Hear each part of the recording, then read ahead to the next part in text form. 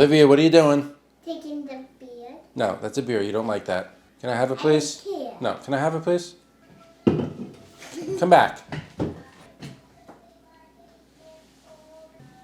Can you stop touching it, please? In honor of St. Patrick's Day, I'm going to make a St. Patrick's Day themed dessert using Guinness Beer. And this may not be popular opinion, but I hate St. Patrick's Day. I'll get into that in a minute. But I'm just going to take my Guinness Beer, pour that into a saucepan. Then you want to tilt the saucepan here to reduce the buildup of that foam.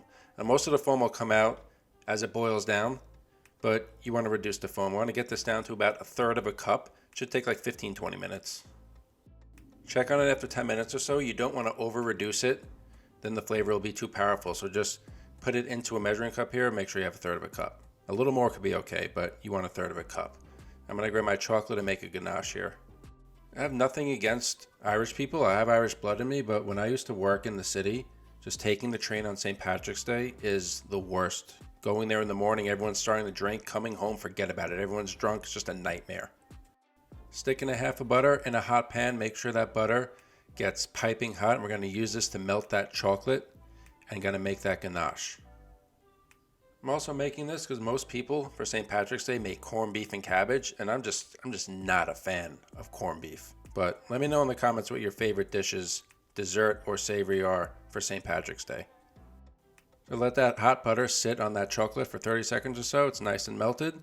I'll add in my vanilla extract and then bring back that reduced Guinness. It's really gonna amplify the flavor of that Guinness beer and give these brownies a great flavor from the Guinness. The chocolate and Guinness, they go hand in hand.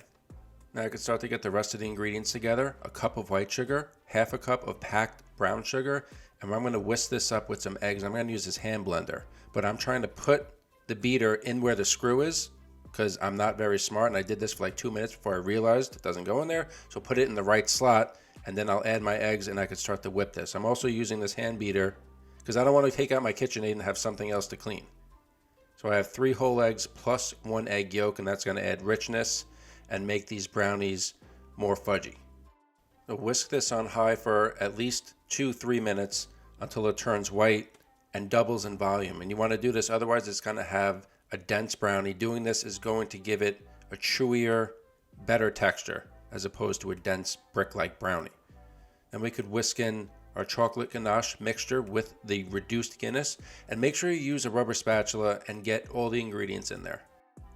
You don't want to just throw out all that flavor. I had a chef once who would flip out if you didn't get every ounce out of the bowl. And I think about that every time, whatever I'm making, I think about that. Now that the Guinness chocolate ganache mixture is combined with the eggs and sugar, get the dry ingredients together. All-purpose flour, salt, and cocoa powder. You want 1/4 cup of cocoa powder. And yes, you could use a tablespoon. 4 tablespoons is 1/4 cup.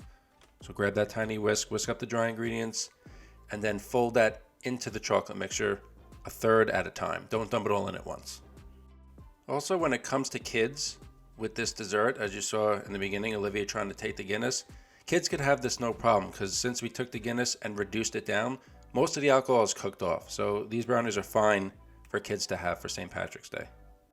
With all the ingredients combined, I like to add about 1 tablespoon of avocado oil or any neutral tasting oil. And that's going to give the final texture a more chewy texture for these brownies. So just fold in that avocado oil.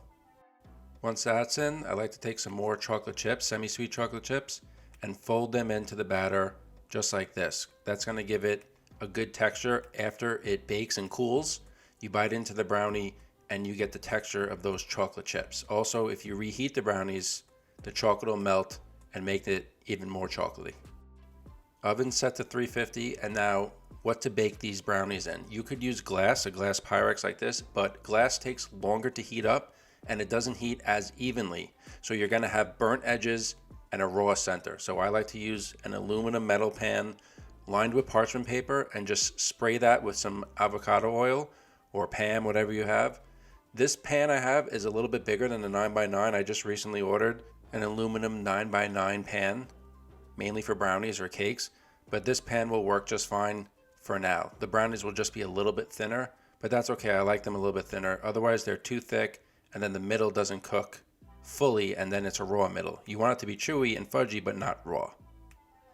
Once the mixture is evenly spread into the pan, I like to finish with some salt on the top. You could use green sprinkles or whatever for St. Patrick's Day, but for this I'm just going to use the salt. Bake that for 30 minutes until it's just cooked, and this will be ready to cool down. You want to let these cool down at least an hour before you try to take it out of the pan, otherwise they'll break apart. I actually made these for my family for my dad's birthday, which is obviously right before St. Patrick's Day.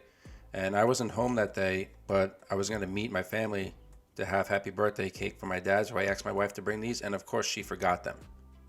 So these just stayed at my house and they lasted like 2 days. Anyway, just cut them into squares and put them in an airtight container. Leave them on the counter. They're not going to last that long anyway, but they should keep at least 4 or 5 days. Perfect texture of the brownie, perfect size. Put that with some ice cream, heat it up. Thanks for watching. Subscribe for more recipes.